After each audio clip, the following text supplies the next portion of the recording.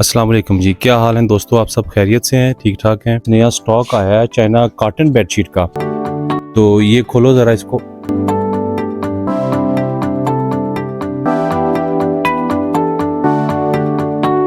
ये बेडशीट है जी, इसके ऊपर सीक्वेंस का काम किया हुआ है।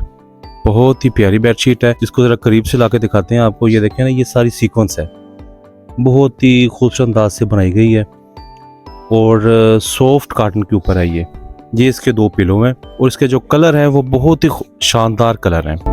बाकी कलर भी आपको चेक करवाते हैं। तो एक इसमें ये महरून कलर है, वो आपको खोल के दिखाते हैं। इसको मुकम्मल खोलो ज़रा। ये देखें दोस्तों, ये इसकी दूसरी बेडशीट आ गई।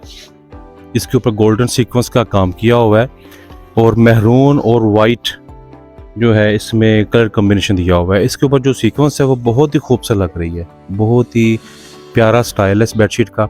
और ये कॉटन, चाइना कॉटन की बेडशीट है।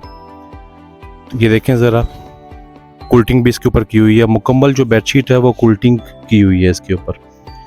तो इस तरह बाकी कलर भी आपको दिखाते हैं। ये देखें, पिंक कलर है इसके ऊपर, बेबी पिंक कलर है।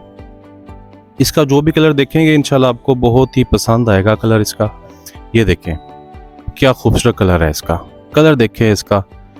और इसके ऊपर जो सीक्वेंस का काम किया हुआ कितना शानदार लग रहा है।